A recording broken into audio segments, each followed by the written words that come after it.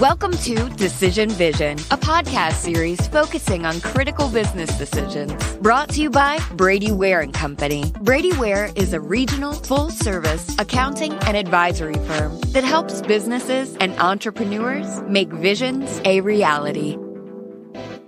And welcome to Decision Vision, a podcast giving you, the listener, clear vision to make great decisions. In each episode, we discuss the process of decision-making on a different topic. Rather than making recommendations because everyone's circumstances are different, we talk to subject matter experts about how they would recommend thinking about that decision. My name is Mike Blake, and I'm your host for today's program. I'm a director at Brady Ware & Company, a full-service accounting firm based in Dayton, Ohio, with offices in Dayton, Columbus, Ohio, Richmond, Indiana, and Alpharetta, Georgia, which is where we are recording today. Brady Ware is sponsoring this podcast. If you like this podcast, please subscribe on your favorite podcast aggregator, and please also consider leaving a review of the podcast as well. So our topic today is sustainability programs, and whether the issue or the conversation has revolved specifically around global climate change, whether it has been around local pollution, whether it's been about economic sustainability and recycling materials, whether it's been about land conservation, some element of the environmental movement and by extension sustainability, I think, is in everybody's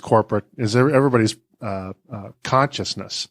And you know, maybe it's considered polarizing, maybe it's not, but it's not something that nobody has an opinion on. And there's a sense that companies have, at a minimum, all companies have an opportunity to be constructive in terms of environmental sustainability and how they impact the environment and what their footprint looks like, and are they reinvesting back what they're taking out of the environment to conduct their commerce.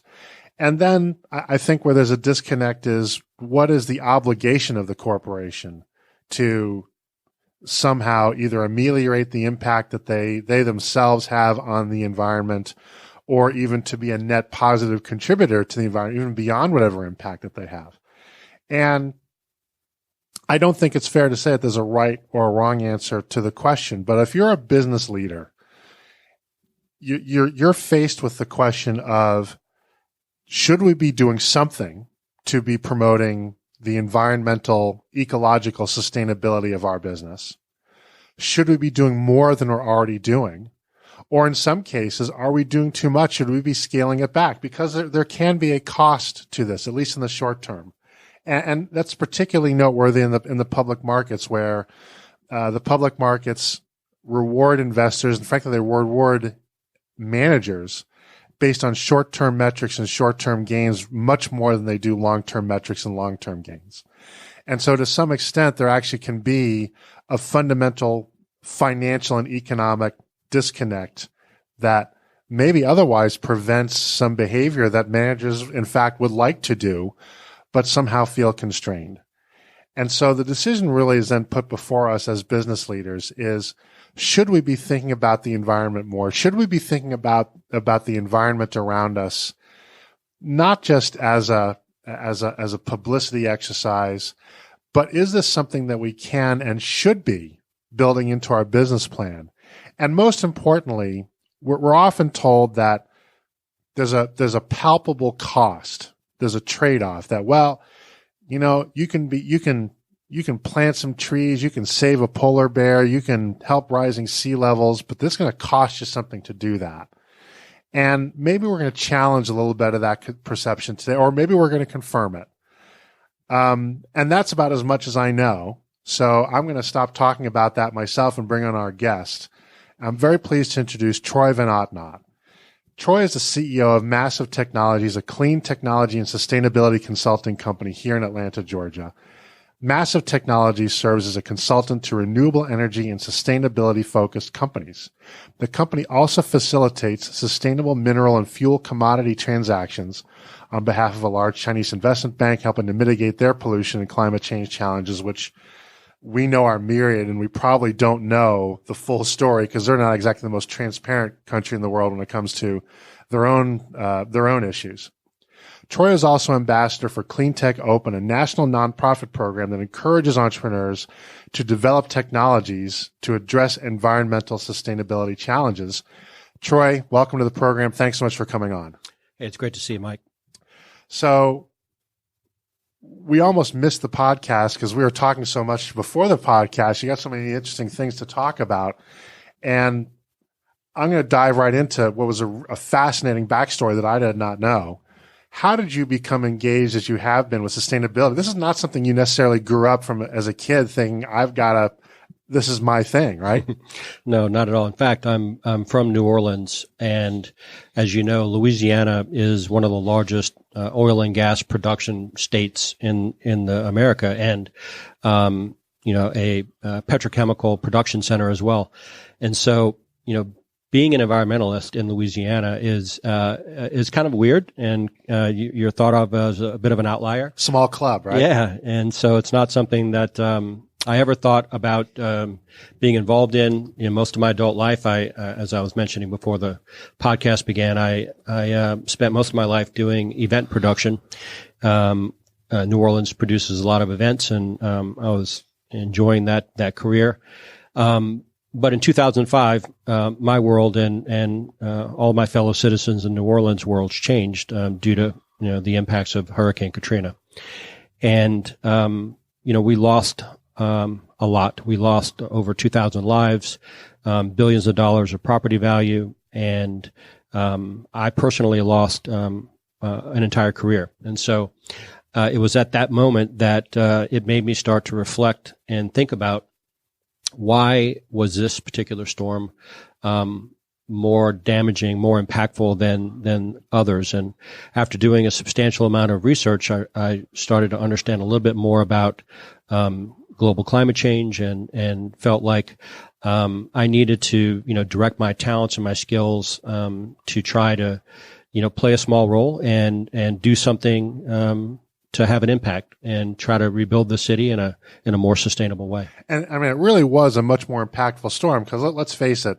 New Orleans gets hurricanes, right? I imagine, I don't know. I grew up in Boston. We get one hurricane every 20 years, and it's a category 1. I imagine New Orleans, it's, wake me when it's a category 4, and then I'll start to get excited. Absolutely. The complacency for Hurricane Katrina was staggering. In fact, on a personal basis, my sister and my niece and nephew were very complacent. And as much as I had a bad feeling about this one and begged them to leave with me, they decided to stay. And for about 2 weeks after the storm landed, they were lost in the system. And I thought they were dead because the ranch home that they were living in a suburb of New Orleans had about 3 feet of water over its roof line.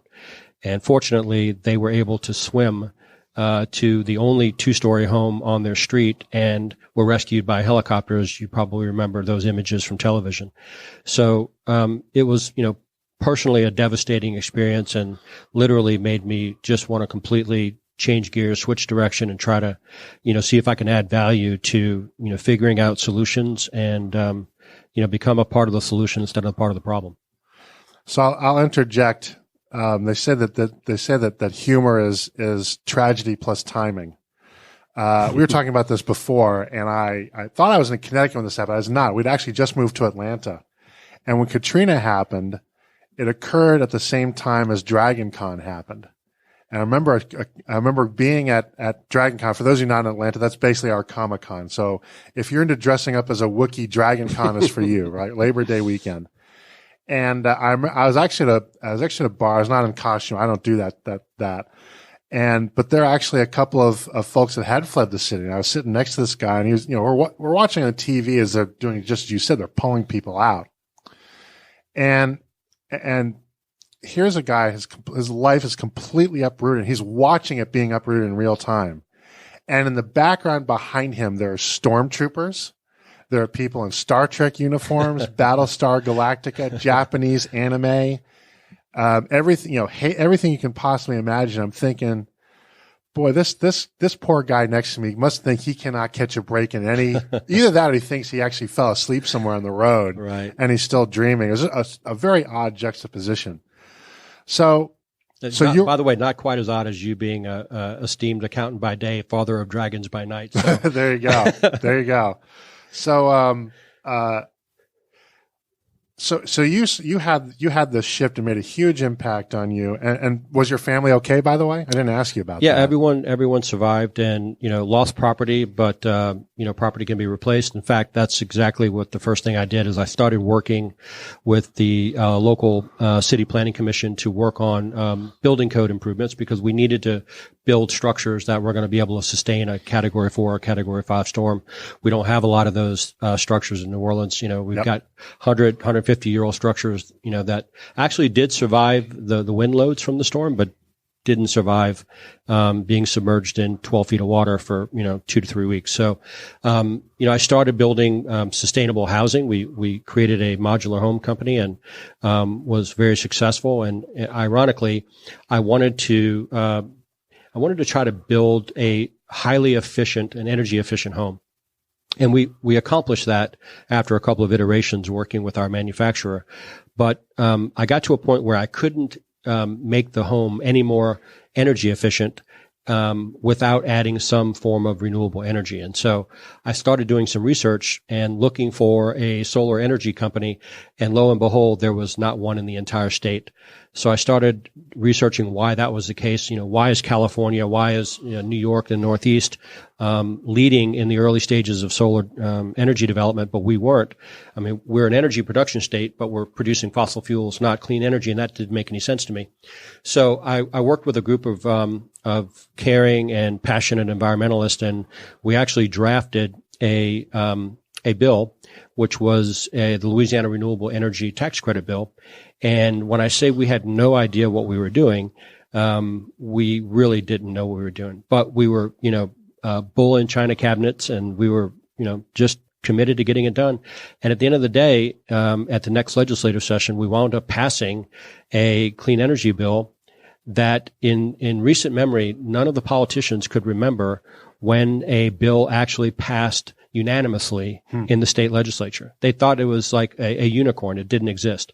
And so I remember getting a call from the governor's office after the bill passed, and they said, well, look, you're the lead guy working on this bill. You need to come to the state treasurer and meet with him. And I said, well, what did I do? And he's like, well, you need to tell the government how much money this tax bill is going to cost our state treasury. And I literally said, I have no idea. And they're like, well, you better figure it out because you did this bill. So I go to the state treasurer's office 2 days later, and they said, okay, how many individuals, homeowners, are likely to put solar panels on their house? And I just kind of came up with a number, and literally out of the air. And the guy was writing on a notepad, and he's like, okay, so that is equivalent to about $500,000. Does that sound right? I said, sounds great to me. And so he's like, boom, stamp, it's good. Governor will sign it tomorrow. I'm like, does this really happen? And he's like, yeah, it's happening. And so 2 days later, after the governor signed it, I get a phone call. It was from a 303 area code, and it was a guy named Shane. And he's like, hey, are you the guy that did the renewable energy tax credit bill? And I was like, yeah. And I was like, did I do something wrong? He's like, no, you did something extraordinary. I was like, what do you mean? He goes, do you know you passed the most aggressive state tax credit in the United States for renewable energy? I said, I did. He's like, yeah, California has about a 10% tax credit. You have a 50% tax credit. How did you do that? I was like, I don't know.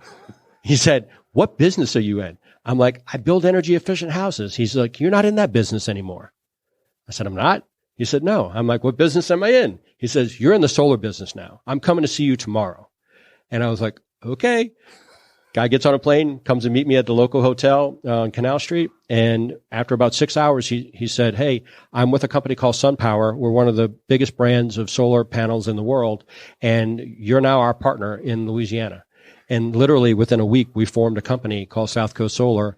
And within about 6 months, it went from me, my old friend Tucker Crawford, and a solar expert named Scott Oman, and a part-time accountant operating in my friend's second bedroom, to a downtown office with about 10 employees and about $3 to $4 million in sales.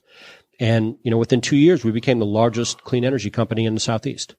And, it was a really interesting and wild ride. And, we got indoctrinated into the national scene because people were just so excited to see someone outside of California or the Northeast actually develop a sustainable clean energy, business industry. And so we were really proud of what we did with South Coast Solar.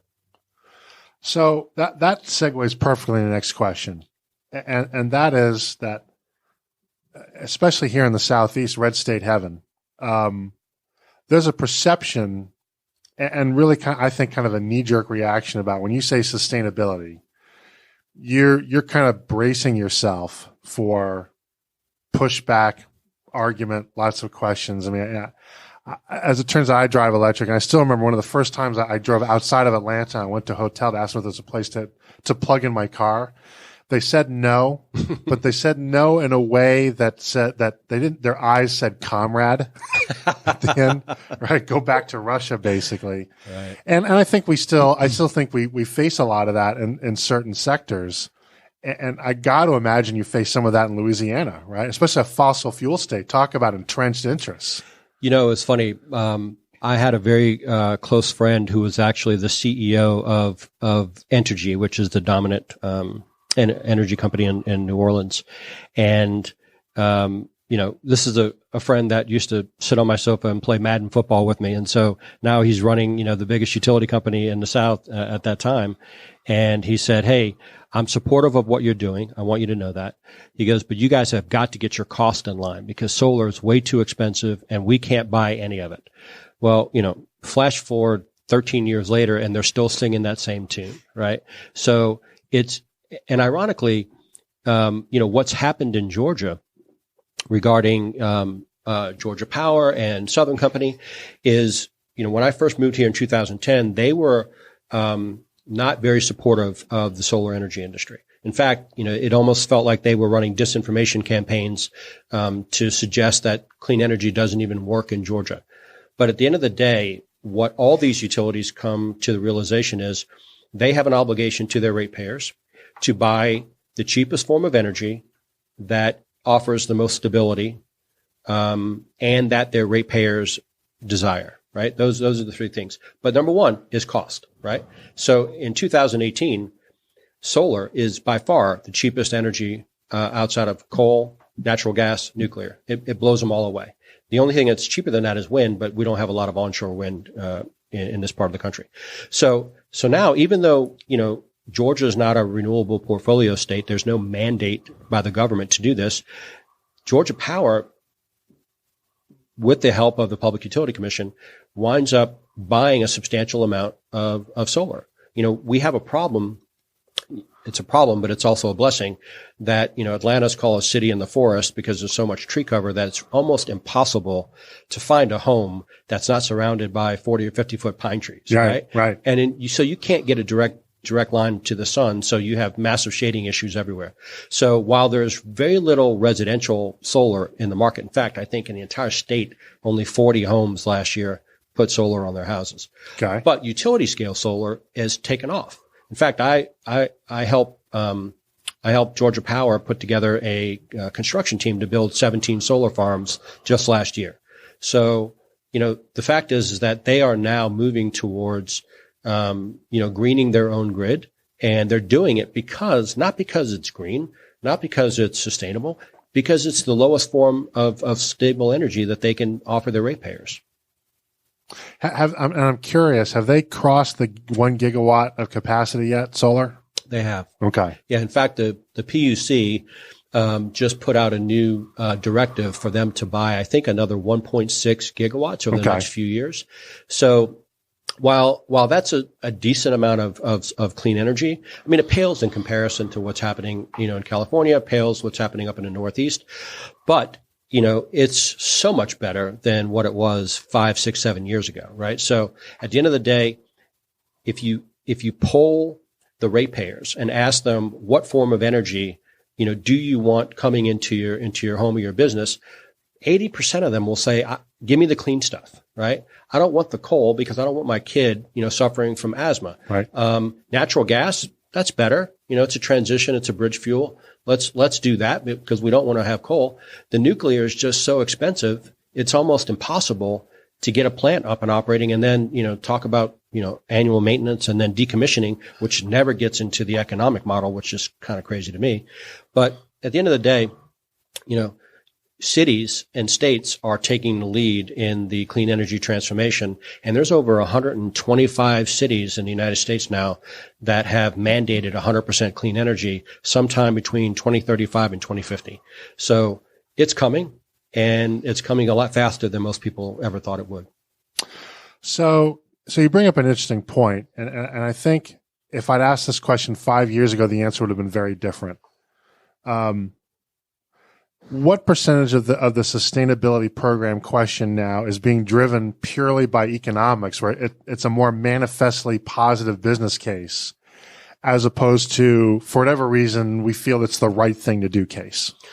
I would say 100% of it is, because at the end of the day, the definition of sustainability is having a business that will be around, right? Yep. And so what sustainability ultimately means is driving down cost of your operation, right? And so when you talk about greening your supply chain, or you talking about, more efficient lighting, or you're talking about clean energy, all of those things have a return on investment, right? So at the end of the day, in order to be sustainable means you have to be able to turn a profit. And the only way you can turn a profit is to manage your operational cost. And everything that happens, whether you're recycling, reusing, using smarter forms of energy, more efficient forms of energy, dealing with your waste issues in a more sustainable way, it's all about saving money. And almost every single, sustainability officer at any small or mid-sized or even large corporations here in Atlanta will tell you, this is not about politics. This is not about green versus, red. This is about, being green to make green. And so if you think about it from that standpoint, everyone should be doing it, because if you don't manage to be profitable, you're not going to be around to even have this discussion later down the road. So I want to go to the flip side now. As I mentioned, we're in a red state. There are a lot of red states around us. And you and I are of roughly the same age. I was not a voting age when Jimmy Carter was president, but I do remember the whole sweater thing, turn the thermostat down, the 55 mile an hour speed limits and so forth. But that is because we just couldn't buy the oil we wanted, right? Sure. It was scarcity there. And everybody mocked the solar panels on top of the White House. The first thing Ronald Reagan did was take them down, supposedly. Yep. In a conservative environment, has the risk of stigmatizing yourself by being seen as too green and hippie and whatnot, is that no longer a concern? Is that sort of an old stereotype that's gone by the wayside? Or is that something that somebody needs to really kind of think about, depending on what business they're in and where they do it? So that question's interesting, and I think you get different answers from different people, right? If you talk to people in our age range, they're probably are not as educated about these issues. But if you think in terms of the current generation of workers coming into the workforce, the millennials care about this more than anything. They care about the environment more than anything, because they are the ones that are going to be living in a completely different environment as they age, right?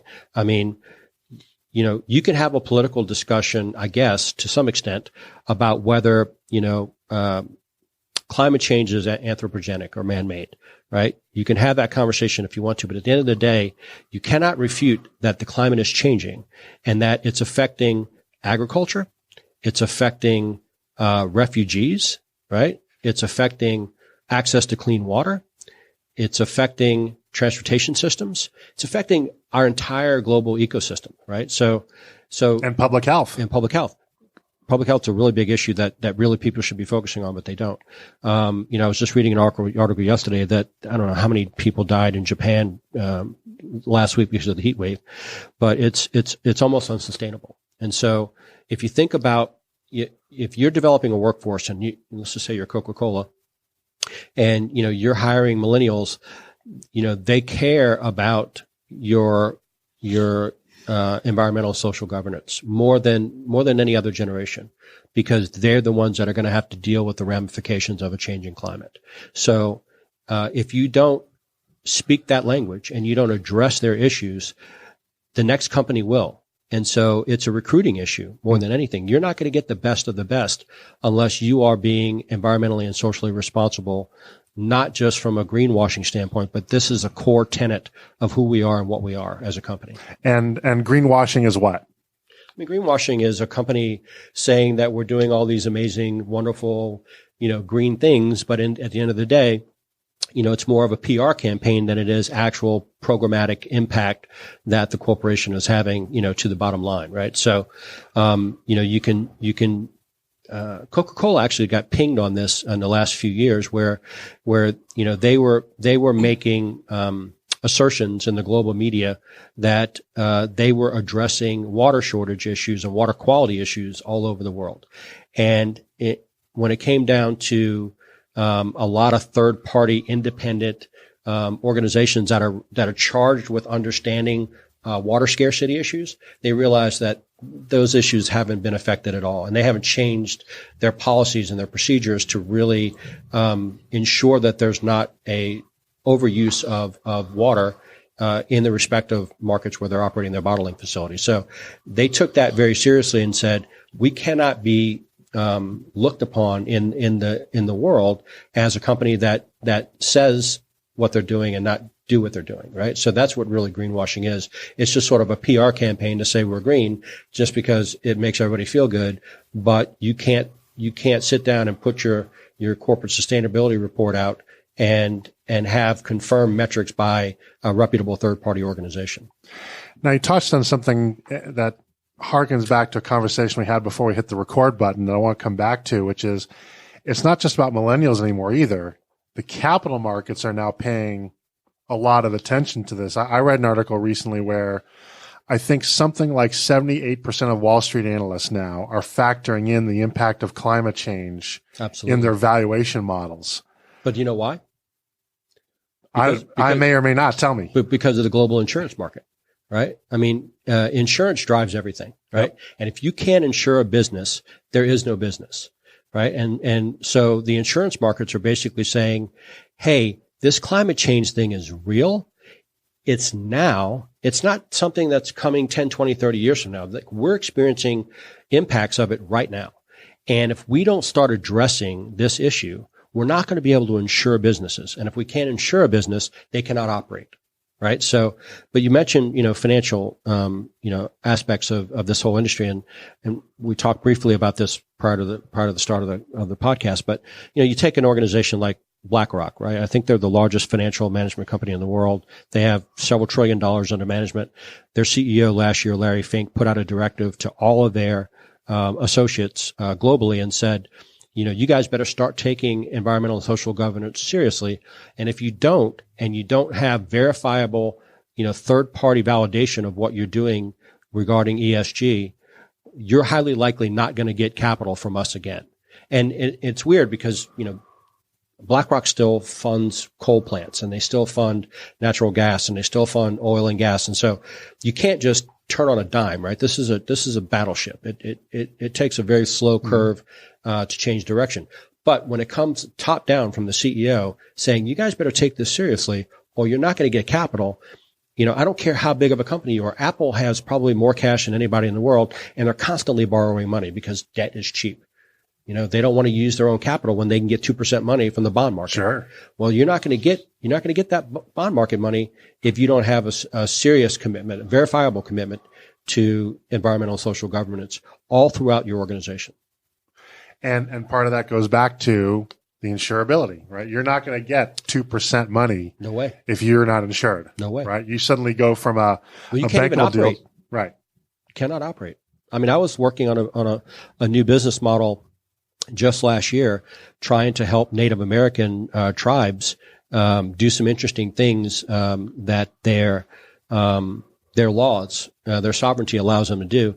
And unfortunately, we could not get the tribe insured. And we dealt with the top 17 global insurers. I mean, all the big names in the world. And every single one of them over the course of a year said, no, we cannot give you a policy. And therefore, there was no business. So I have firsthand experience knowing that if you cannot get insurance, you cannot operate a business.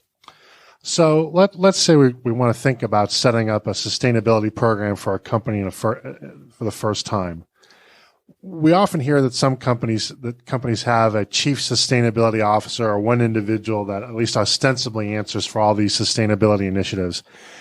Is that a requisite? Is it such a distinct skill set that even if I'm a small company, I kind of just got to bite the bullet and hire that? Or are there companies that have successfully rolled that portfolio into other responsibilities that already exist? I mean, I think it depends on the size of the company, right? So if you're planning on putting out a corporate sustainability report, you're going to need a CSO. But if you're just a small to mid-sized business, there are really simple things that every business can do. I mean, really simple things like, reduce your energy load, right? I mean, the cheapest and easiest thing to do is to address your lighting in your building, right? And the technologies are so far advanced now, and the short payback period is ridiculously low. I mean, any kind of a major LED lighting conversion in a small office like this or a manufacturing facility, 2-year ROI max. A lot of them are coming in at 1 year. And so if you can't fund something on a 1-year ROI basis, you're in the wrong business. Right. So, there are things you can do to address your supply chain. There's things you can do to address your waste material, resources, or things you can do to address, more sustainable transportation. I mean, there are very simple things that can be done. You don't have to have a very complex program. But what I've learned in talking to companies and students, all over the South over the last couple of years about this issue is they want to be involved and they want to be engaged, right? So, it's kind of a, I relate this not on a really, appropriate comparable basis, but if you think about X Prize, right? X Prize does these really interesting challenges, whether they're, medical, whether they're, lunar landings, whether they're clean energy or clean water. But they create competitions, right? And people like to compete. Right? It's the very nature of who we are. We always compete with each other. And so smart companies create these little sort of, sustainability competitions and they create real incentives and real rewards, so whoever wins, I'm the most sustainable employee in my group for, the first quarter. Guess what? I get a trip and I get to go to Cancun and lay on the beach for, 3 days with paid time off. So, I mean, I think the more you can engage a sort of employee plan that allows them to feel like they're taking some responsibility and doing something that has impact. And it's not just truly a top-down directive. It's literally a bottom-up. It becomes fun. You can even gamify it and really, create teams and people care about this stuff and they want to feel like they're having impact. That's the biggest struggle. Climate change, the biggest problem with climate change is the enormity of the scope. Every time I talk to someone who's ill-informed about climate change, I might as well be watching a slow motion train wreck, right? Because at the end of the day, their brain just melts down. They just like, what can I do about carbon emissions in the atmosphere? I can't go up there and grab those molecules, and it just like, if the problem's too big, people don't know how to deal with it. Right. So the good news, I think, is that sustainability is a trend that is accelerating now for various reasons, some of which we've spoken about today. Is there a company or organization out there you think has done a particularly good job that has some lessons to teach other companies to follow? Yeah. So I didn't even know about this until a few years ago when I heard a chief sustainability officer for Cox Enterprises give a presentation at Georgia Tech. I was speaking on clean energy, and they came in and talked about corporate sustainability. And I was literally blown away at how much impact one of Cox Communications divisions has on sustainability. So they've got an internal group called Cox Conserves.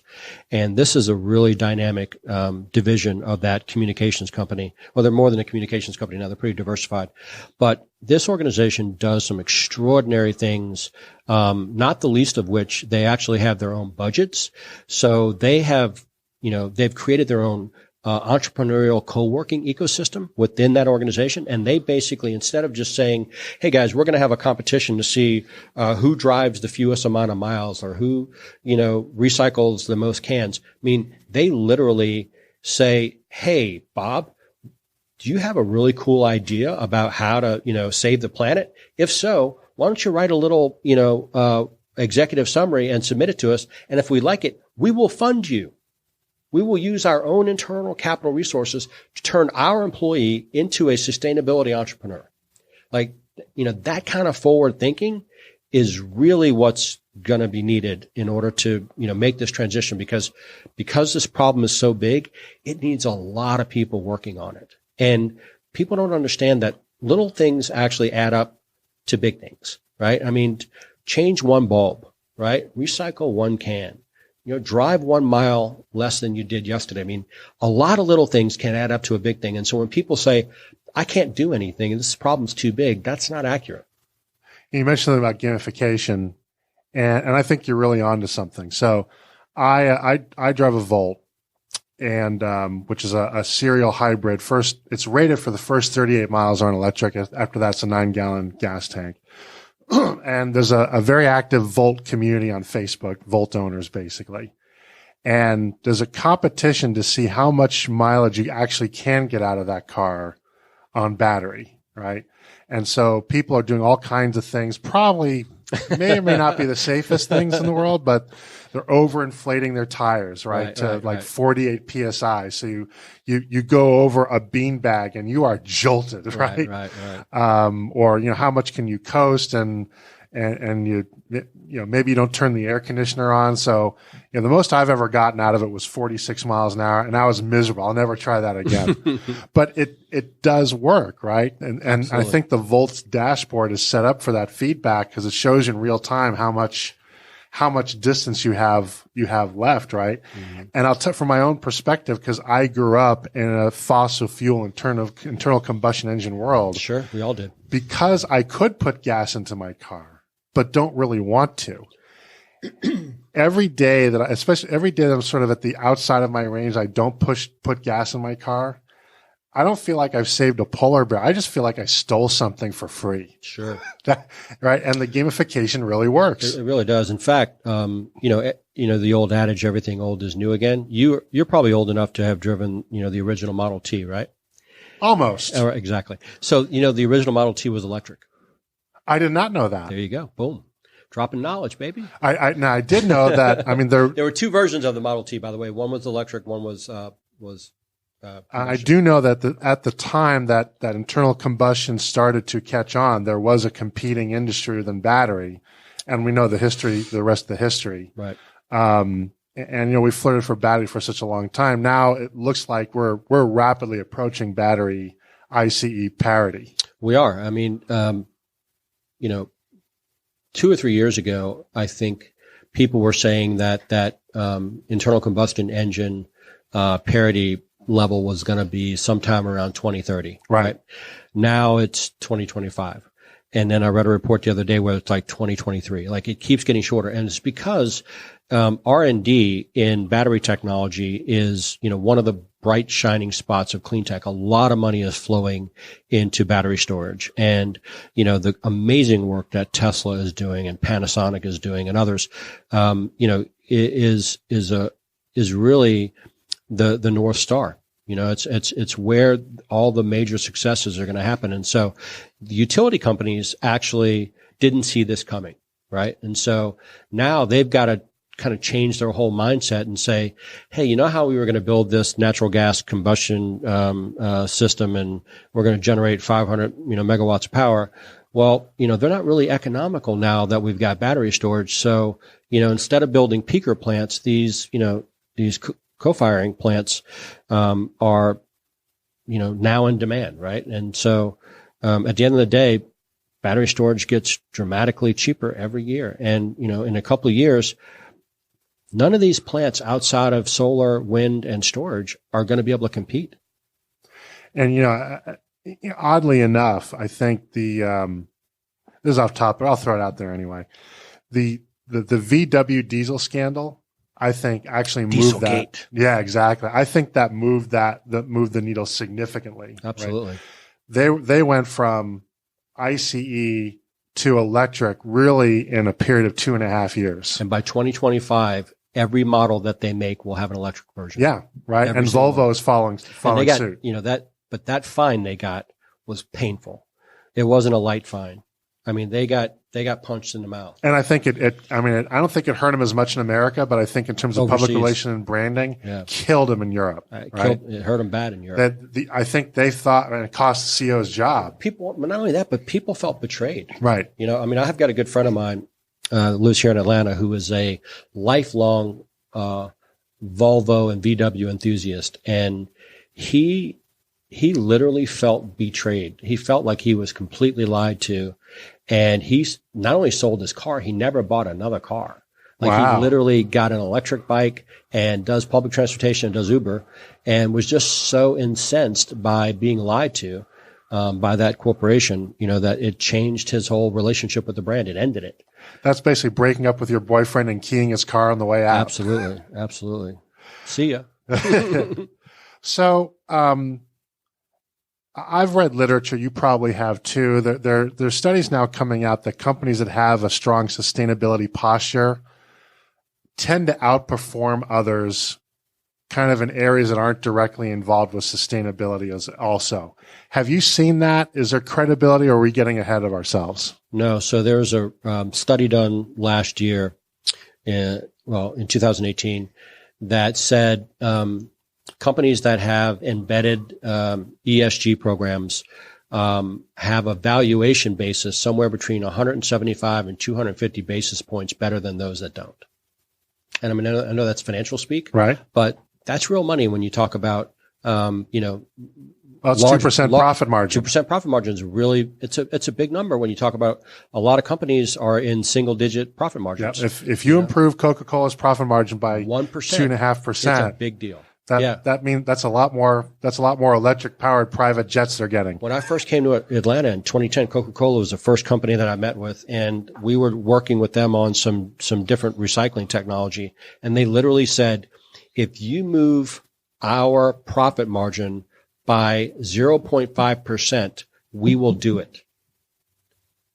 That's all you had to do. I mean, that's how big of a scale global operation they had. Yep. That tremendous amount of revenue to their bottom line. And so now Coca-Cola is, obviously one of the global leaders in sustainability. I mean, they are almost single-handedly focused on water efficiency because, look, we've got problems with a changing climate. It's not just that it's getting hotter, right? It's not just that seas are rising, but it's affecting, global agriculture. It's affecting our ability to get potable water. It's affecting, health services. It's affecting, disease. We're destroying species at a rate that's never happened in the history of mankind. And so, you got to kind of steer the conversation away. Well, I can just turn my air conditioner up a little bit more. Who cares if it gets a little warmer? Look, we've got a problem with our oceans, right? We've got a major problem with plastic in our oceans. But if you think about, the biggest global carbon sink that we have is our oceans. And the more acidified those oceans become, the more it destroys aquatic ecosystems. And I promise you, if you haven't thought about this, a dead ocean equals a dead planet. Yep. Right? And so at the end of the day, it doesn't matter how much money you think you're going to make or how much money you need to make. You will make no money on a dead planet. And so we're all, not going to Mars. I mean, God bless Elon, but that atmosphere is not very inviting. I'm not going to Mars. No. So we got to fix this planet, and we owe it to the future generations. I mean, look, at the end of the day, we're all going to be here. God bless. If we're healthy, call it 80 to 100 years. All right, but that's just it's a blink of an eye on the geologic timescale, right? And it means nothing. But we've done more damage in the last 100 years, to our global ecosystems than it's ever been done in the history of the world. And so, there's this old Indian proverb. It's like, we don't inherit the earth from our ancestors. We borrow it from our children. Right? That's deep like the minds of Minolta. Yeah, right. Think about that for a second. So, even though I don't have children, you do. I care about your children just as much as I care about a child in Ethiopia or a child in India or a child in Europe. It's like, we owe it to them to leave this planet better off than when we found it. Or if not, just the same as, not worse. I mean, we have a responsibility for people that come after us. If we don't, when it's our time to leave this planet, we're not going to do it in great graces. I promise you that. So, couple more questions before we wrap up here. Let's say that I'm a listener and now I'm convinced we really got to put in some kind of sustainability program. What are the first steps to think about? Well, there's this amazing new invention called the interwebs, and I've heard of it. Yeah, you can get on the internet. I mean, there's so much public available information. The good news is that if you Google or search corporate sustainability reports, a lot of the reports are in the public domain, and so you can get a report from Apple, which has a phenomenal program. You can get a report from Cox. You can get a report from Coca-Cola, from Alliance, from major insurance companies. Anyone. I mean, there's tons of public available data out there. You don't have to reinvent the wheel. There's a lot of great case studies about things that work, been proven, easy to verify, not hard to implement. And, the one thing at the end of the day, beyond sort of, quote unquote, trying to save the planet is the morale impact that you will have on your employees is palpable. I mean, when they feel like they are actually contributing to something good, and social impact is really kind of a broad umbrella, but when they feel like they're actually adding value and they can go back and look at their parents and go back and look at their kids and say, I did something, even though it's small, I did something, right? Everybody, especially millennials, we Gen Xers are okay with slogging for the paycheck. Millennials aren't quite so much into that, right? And not at all. And maybe they're smarter than are we, but they're not smarter. They're just more woke, right? I mean, at the end of the day, they know they're going to be the ones living in a different, environment. It's not us. I mean, yeah, to an extent, if you're 50 years old in the next 30 years, by 2050, you're going to see some pretty bad stuff. But 2060, 2070, 2080, man, you're going to see a real huge problem. And, to your point earlier, when we're talking, it doesn't matter how many solar panels or how many wind, turbines we put up or how many efficient lights we put in, how many electric cars we drive. There's so much legacy carbon in our atmosphere that, a few years ago, geoengineering, was a hot topic in the scientific community about should we? It's no longer about should we. It's we're going to have to. We have to remove legacy CO2 right. or else. And so, when you're given or else, you better do something because, right. It's not going anywhere. I mean, like you said, it's in the atmosphere for 100 years. Whenever, even as a kid, whenever my parents said or else, I never thought, or else is probably the way I want to go. Exactly. Never works out that way. Give me some of that or else. Yeah, give me that. I'll have a second helping of the or else. Exactly. Troy, this has been great. Thank you so much for doing this. If somebody wants to contact you to learn more about this, maybe get some advice about maybe launching a program or tweaking the one they already have, can they do that? Sure. Yeah. You can contact me in my email. It's Troy, Troy, at massive-tech.com.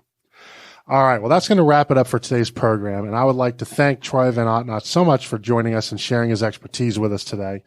We explore a new topic each week, so please tune in so that when you are faced with your next business decision, you have clear vision when making it. If you enjoy these podcasts, please consider leaving a review with your favorite podcast aggregator. It helps people find us so that we can help them. Once again, this is Mike Blake. Our sponsor is Brady Ware & Company, and this has been the Decision Vision Podcast.